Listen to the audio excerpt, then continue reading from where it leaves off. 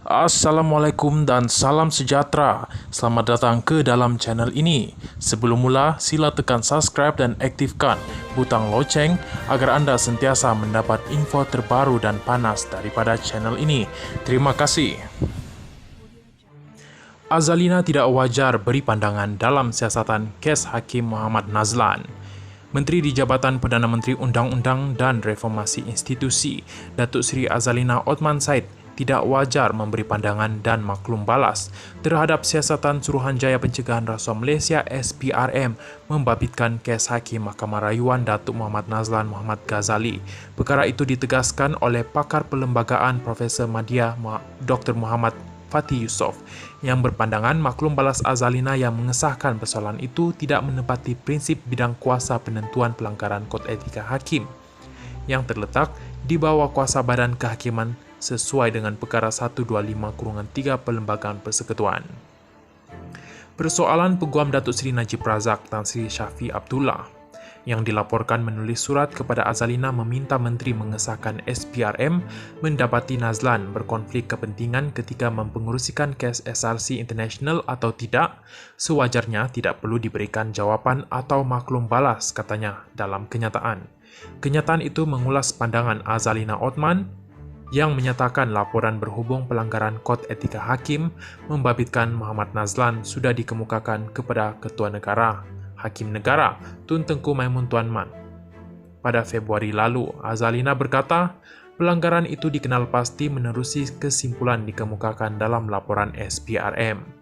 Muhammad Fatih berkata, persoalan berkaitan pelanggaran kod etika hakim adalah di bawah bidang kuasa Badan Kehakiman, sebagaimana yang termaktub dalam perkara 125-3 Perlembagaan Persekutuan. Namun, katanya, memandangkan laporan berkaitan pelanggaran itu membabitkan fakta berkaitan rasuah, maka langkah SPRM bertindak melaksanakan penyiasatan adalah sah menurut akta SPRM dan tidak wajar dipertikaikan. Penyiasatan itu sepatutnya dilihat sebagai satu bentuk kerjasama antara dua institusi, bukannya campur tangan satu institusi ke atas institusi yang lain, katanya. Beliau menegaskan kuasa SPRM tidak boleh dipertikaikan, kerana semua pihak sama ada dari Badan Perundangan, Kehakiman atau Pentadbiran adalah tertakluk kepada siasatan kes rasuah. Katanya, siasatan SPRM yang dianggap sebahagian daripada anggota Badan Pentadbiran ke atas Badan Perundangan atau Kehakiman tidak boleh ditafsirkan sebagai satu campur tangan satu badan kerajaan ke atas badan kerajaan lain di bawah doktrin pengasingan kuasa.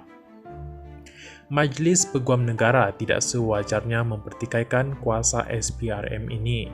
SPRM juga tidak memerlukan kebenaran ketua sesuatu cabang kuasa untuk melaksanakan siasatan ke atas anggota cabang kuasa berkenaan. Misalnya, SPRM boleh melakukan siasatan ke atas seorang anggota Dewan Negara tanpa perlu kebenaran daripada yang dipertua Dewan Negara, katanya. Beliau berkata begitu juga SPRM boleh menyiasat seorang hakim tanpa memerlukan kebenaran dari Ketua Hakim Negara.